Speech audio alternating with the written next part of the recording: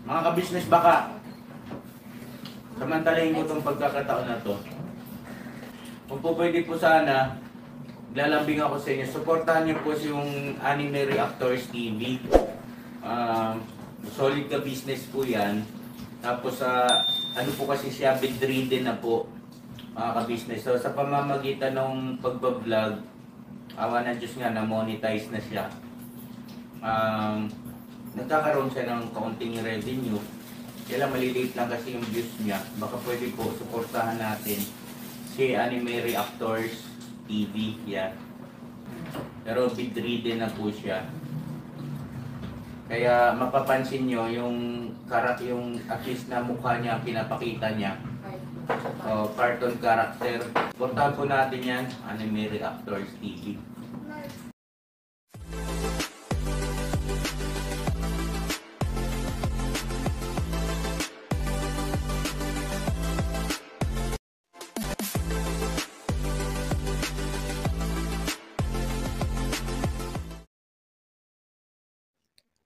Hello guys, mapagpalang araw po sa ating lahat. Narito pong muli ang inyong lingkod, Anime Reactors TV. At sa mga hindi pa po nakaka-subscribe dyan sa aking munting channel, ay baka pwede naman pong makipindot na po na subscribe button.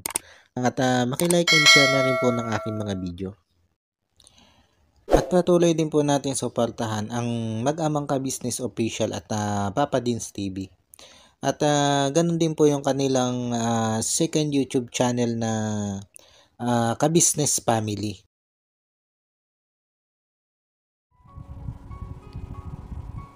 Yun, panibagong araw, panibagong reaction ulit po tayo mga ka-business, mga kapapi. At for today's video po ay gawin po natin ang reaction. Itong latest na pasahod nito si ka-business dito sa mga kagwang at mga kasag. At dito mga ka-business, mga kapapi, ay ang re-reactionan po natin ay ang ginawang kabutihan ng buong ka-business team. At ito nga po ay ang mga kagwang at ang mga kasag. Dahil dito po mga ka-business, mga kapapi, dito sa pasahod na ito nila ka-business ay nung makwenta po yung sahod nito si Tado ay nasa mahigit 100 lang yung sasahurin nito si Tado. Dahil nga po sa na-overbali itong si Tado. At bukod nga po dito sa mga bali nito si Tado ay may ilang araw din siyang absent. At ilang araw na half day lang yung ipinasok nito si Tado.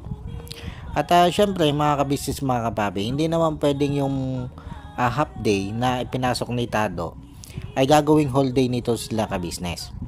Dahil syempre kung pagbibigyan nila sa whole day yun, di mamimihasa. Mamimihasang pumasok na lang ito si Tado lagi ng half day. Kasi isipin niya, okay lang naman okay lang naman na half day yung kanyang pasok. Ay whole day din naman yung ibibigay na sweldo sa kanya ni Mrs. Ka-business o nito sila ka-business. Kaya stricto po sila sa mga ganito para pagtuturo na rin po ng disiplina doon sa taong ayan, katulad nga po nito si Tado na pag half day din lang yung sweldo para fair din naman doon sa iba na maagang pumapasok. At sabi ko nga po ay ito ay isang bahagi din ng disiplina dito kay Tado na kung gusto niya na buo yung kanyang sweldo ay di agahan niya yung pasok at wag siyang absent.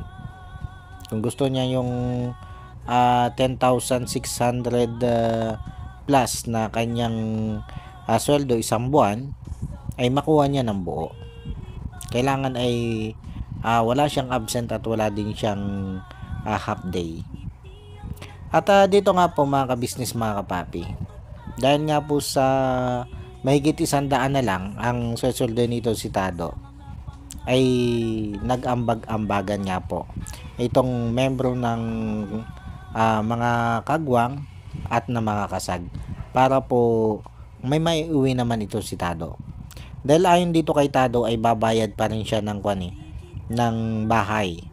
Kasi nung tanongin ni ka-business kung saan niya gagastusin yung ibinigay sa kanya ng mga kapatid niyang kagwang at kasag.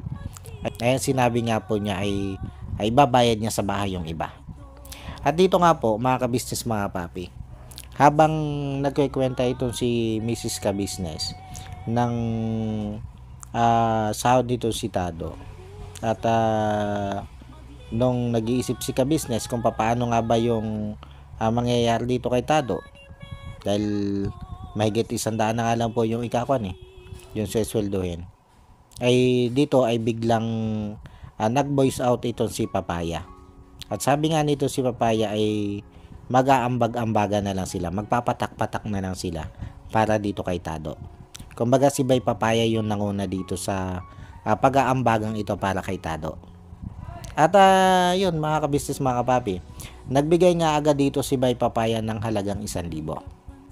At pagkatapos ni Papaya ay nagsunura na rin yung mga kapatid niyang kagwang at ito nga pong membro ng kasal. Kaya nakakataba ng puso mga ka-business mga kapapi itong ginawa ng mga kagwang at kasag na ito, na pagdadamayan o pag-aambagan para nga po dito sa itinuturing na rin nilang kapatid na si Tado. Ito yung nakakatuwa dito mga ka-business mga kapapi. Ito yung nakakatuwang natutunan nila na disiplina dito kay Ka-business. Na ito nga po, pag may mga ganitong sitwasyon, ay nagkukusa po sila. Hindi na po nila kailangang sabihan na mag-ambag-ambag kayo para dito kay Kuya Jonathan para may maiuwi naman siya. Hindi na sila kailangan sabihan ng gano'n. Talaga nagkukusa sila. At ang sarap sa pakiramdam ng katulad nito si Ka-business na yung kanyang mga tao na kinupkop at tinuruan ng disiplina, tinuruan ng magandang asal, ng tamang asal, ay ito na yung kinalabsan. Kumbaga ito na yung produkto ng kanyang pagtuturo dito sa kanyang mga kagwang. At bagamat itong mga kasag ay bago pa lang, ay nakita naman natin na gano'n na rin. Kumbaga nahawa na rin doon sa ugaling matulungin ito mga kasag. Dito kasi sa mga kagwang, hindi na ito bago Dahil kung matatandaan nyo mga ka-business mga kapapi, nung sila'y una sumahod sa YouTube, ay kusa din silang nag-ambag dito kay Ka-business. Nagbigay nga po sila ng bigas na pandagdag dun sa pambira ni Ka-business. At ganun din si kay Papa Dins. Nagbigay din sila ng bigas dito kay Papa Dins para nga po dun sa pantulong dun sa kanilang ginagawang pagmimisyon. Kumbaga, malaki na yung nakita nating improvement nito mga kagwang.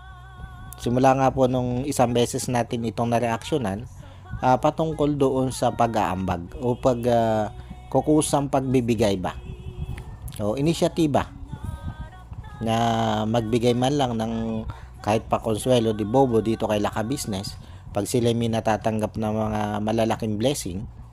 Kumbaga isang beses lang po natin nireaksyonan ito mga ito.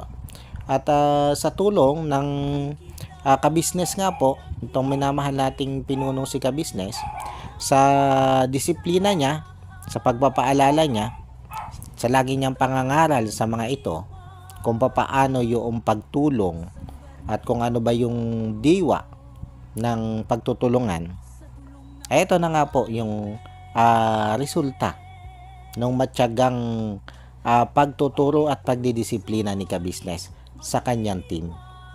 At congratulations din dito kay Ka-business.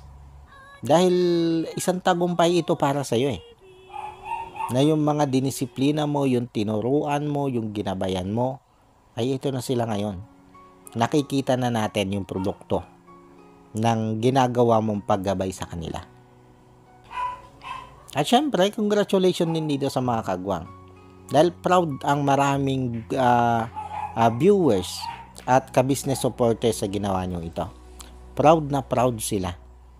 At sa comment section nga wala akong nabasang pambabash Puro magaganda yung naging feedback ng viewers at yun, ng mga supporters ng Ka-business doon sa ginawa nyong pag-aambagan para dito kay Kuya Jonathan. At dito naman kay Kuya Jonathan, sana mapanood mo ito. Sana hindi lang si Ma'am MK ang iyong napapanood. At sana ito'y mapanood mo din, ito reaction video kong ito. Sana Kuya Jonathan, sa susunod, magkaroon ka ng pagkokontrol doon sa iyong paggastos. Kaya mas maganda yung nakakapag-ipon. Oo, pera mo yan. Kahit saan mo yan gastusin, pwede mo yan gastusin. Ikaw yung may karapatan niyang gastusin kung saan mo yan gusto. Pero dapat matutunan mo din kung paano nga yung mag-ipon. Kung paano yung bukas. Mas magandang pinaglalaanan mo yung bukas. Hindi yung kung ano yung nakikita mong hawak mong pera ngayon, ay sige ka lang, gagastusin mo lang ng gagastusin. Kasi may pera ka naman eh. At siguro iniisip mo, na may sisweldohin ka naman eh. Gada katapusan ng buwan. Hindi dapat ganun, Kuya Jonathan. Dahil alam mo, sa totoo lang, ang swerte mo nga eh. Dahil may ganyang kakalaking perang aasahan na buwan-buwan ay matatanggap mo. Samantalang yung iba nating kababayan, marami sa kababayan natin na walang ganyang inaasahan pera gada katapusan ng buwan. Na kahit nga sila'y magkumayod ng todo, ay hindi pa aabot sa 5,000 yung kanilang kikitain sa loob ng isang buwan. Pero ikaw, napakasisimple at napakagagaan ng iyong gawain. Na parang hindi nga may ituring na trabaho eh. Parang tutulong-tulong ka lang sa paglilinis-linis dyan. Pero may inaasahan kang may higit 10,000 na magiging sweldo tuwing katapusan ng buwan. At wag mong sayangin yun, Kuya Jonathan. Kumbaga, wag mong waldasin kung saan lang. Kung halimbawa, bibili ka ng milk tea, o siguro 3 beses isang linggo, okay na yun. Kaya lang doon sa kwento mo minsan 2 beses isang araw, o nahigit pa nga ata. Tama na yung makatikim. Ito na may payo lang, Kuya Jonathan, para sa'yo din ito. Kasi mas maganda talaga ang nag-iipon. Kaysa doon sa kinabukasan wala ka na madudukot. Katulad nga halimbawa niyan, papaano kung dinag-ambagan yung mga kagwang, anong iuuwi mo sa inyo? Yung mahigit 100 piso? Ay babayad ka pa ng upa sa bahay? Sa tingin mo kakasya yon? Ay sa 2 araw nga yung pagkain ni Nanay Marita, hindi kakasya yun eh. Kahit pa sabihin nakakapag-uwi ka ng pagkain galing dito kay Laka Business. Siyempre, bukod dun kinakailangan mo din bumili ng pagkain sa umagahan. At maging yung iiwan mong pagkain dyan kay Nanay Marita, bibili ka din. Ay yung mahigit 100 na yon, o kahit pa nga sabihin umabot ng 200 yung sweldo mong yon, o yung naiuwi mo sweldo yun, hindi yung kakasya. Hindi yung kasya.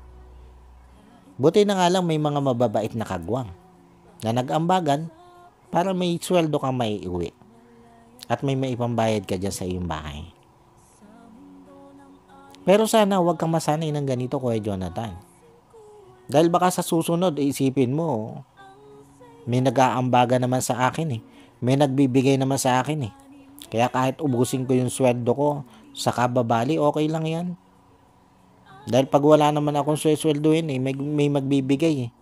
Mag-aambaga naman sila para sa akin eh. May 5,000 naman ako matatanggap galing sa kanila. Hindi dapat ganun, Kuya Jonathan. Hindi dapat ganun yung magiging kaisipan mo dyan. Huwag kang masanay sa ganun. Huwag kang masanay sa bigay. Oo, hindi mo hiningi yan. Dahil kinusaya ng mga kagwang eh. At saka ng mga kasal. Kinusaya ng mga kasama mong ibigay sa'yo. Hindi mo yan hiningi. Hindi masamang tumanggap ng bigay sa'yo. Lalo't kusa nilang loob yan ibinigay. Pero sana huwag kang aabuso. May kakayanan ka namang magtrabaho, ang lakas mo pa eh. Alsin mo na yung nakasanayan mong aasa ka dun sa limos. Aasa ka dun sa nagbibigay sa'yo. Kasi katulad niya, may trabaho ka na nga kay Laka Business at ang laki ng sweldo mo. Ang kailangan mo na lang ay disiplina sa paggastos. At yun, yung disiplina sa pagpasok. Kailangan maaga kang pumapasok at saka hindi ka absent para buo yung sweldo mo na 10,600 plus. Di ba? Ang sarap hawakan nun tuwing katapusan ng buwan. Ganong kalaking pera. Kung tutusin, kung gusto mo mag-ipon, malaki na yung magiging ipon mo sa sweldo mong yan. Dahil halos wala ka namang ginagastos eh. Lalo na sa pagkain. Ang gagastusin mo lang sa pagkain ay yung almusal ni Nanay Marita. At yung iiwanan mong pagkain dyan kay Nanay Marita. Dahil yung almusal mo, tanghalian, hapunan, pwedeng dito na yan kay naka-business mo kuhain. Pwedeng dito ka na kumain ng almusal, tanghalian, hapunan. Kaya wala ka na masyadong gagastusin. Kaya yung sweldo mo na mahigit 10,000, kung tutuusin, malaki ang mai-save mo doon kung magiging marunong ka lang. Yun ay kung magiging marunong ka lang. At sana nga, sana. Dahil nakikita naman natin na napakalaki na ng improvement mo, kaya sana ay matutunan mo din yung balang araw. Sana nga ay yung sinasabi ni ka-business, na isang araw ay ibang Jonathan na ang haharap sa mga ka-business viewers at supporters, sana ay mangyari yun. Sana sa tulong ni ka-business, sa gabay ni ka-business, ay maging marunong ka rin. Dahil Kuya Jonathan, hindi ka naman bobo eh. O, sa totoo lang, matalino ka nga eh. Matalino ka. Kulang ka lang dun sa diskarte. At kulang ka doon sa, ayun, tiyaga, sipag. Nasa ngayon naman, nakikita na natin na nadidevelop na yung kasipagan mo eh. Siguro yung diskarte na lang doon sa pag-iipon. Yun na lang yung kulang mo. At yung sa kasipagan naman, ay unti-unti mong kanya, ituloy-tuloy mo yan. Ituloy-tuloy mo lang yan. Dahil alam mo, Kuya Jonathan, pag na-develop na ng buo, yung iyong kasipagan, tapos yung diskarte, lalo na sa paghawak ng pera, may mararating ka. Hindi ka hanggang dyan na lang. At malay mo, pag may babaeng nakakita na ganyan na yung attitude mo, maganda na, hindi ka na dugyot, masipag ka na, marunong ka mag-ipon. May itsura ka naman, Kuya Jonathan, malay mo. May biglang babaeng magkagusto sa'yo. At yung pangarap mong magkaasawa ay matupad din. Huwag nga lang si Madam Inday Okroy kasi may asawa na yun eh. At huwag na rin si Ate Mayra. Alam mo naman na may kinakasama na yun eh. Iba na lang. At may darating para sa'yo. Basta ayusin mo lang yung buhay mo. Paano po mga ka-business, mga kapapi, hanggang dito na lang muna ulit po. At sana po nagustuhan nyo itong aking reaction video na ito. At muli po ay maraming salamat po sa patuloy pong sumusuporta at patuloy pong nanonood sa aking mga nire-reaction ng video. Maraming salamat po. At sa mga hindi pa po nakaka-subscribe yan sa munti kong channel, ay baka po pwedeng makipindot na po na subscribe button at makilike and share na rin po ng aking mga video. At yun, bago po tayo tuloy yung magtapos, ay gusto ko lang pong i-shoutout itong sila Ma'am Nerissa ng New Jersey. Shoutout po sa inyo, ma'am, at maraming salamat po sa patuloy nyo pong pagsuporta at sa wala nyo pong asawang panonood sa aking mga nire-reaction ng video. Maraming salamat po, ma'am. At ganun din po dito kay Ma'am Elena Capillo. Shoutout po sa inyo, ma'am, at maraming salamat din po sa patuloy nyo pong pagsuporta at sa wala nyo din pong asawang panonood sa aking mga nire-reaction ng video. Maraming salamat po, ma'am. At shoutout din po dito kay Wakiwak TV. Shoutout sa idol. At shoutout din po kay Jewel Channel. Shoutout po sa inyo, sir. At shoutout din po dito kay Ma'am LB Rosario ng Canada. Solid ka business supporters po yan. At ganun din po dito sa mga magigiting nakagwang ni ka-business na sila Kagwang Intoy Official, Kagwang Bay Papaya Official, Kagwang Buknoy Official, Kagwang Bornok Official, Kagwang Bugi Official, Kagwang Bong Official, at Kagwang Damulag Official. Shoutout po sa inyo. At ganun din po dito sa aking mga kasamang reaktor na sila Taong Gala, Kalingap Turak, Katangay PLC, Mamplers Channel, MK Inday Okray TV, Analisa Reality Vlog, Alminda Mix Vlog at Joyce 27 TV. Shoutout po sa inyo. At muli po ay maraming salamat po and God bless po sa inyong lahat. Anime Reactors, shoutout po. Suportahan natin yan si Anime Reactors TV. Yan, pakisupport po natin. Siya po ay isang bidridden na mga ka-business. Check nyo po yung kanyang YouTube channel, Anime Reactors TV. Siya po siyang bidridden na, ayan, kahit papano nakakagawa-gawa siya ng mga reaction video patungkol sa ka-business official. Suportahan po natin para kahit papano magkaroon siya ng revenue. May magamit siya sa pambili-bili man lang ng gamot. Ano po mga ka-business.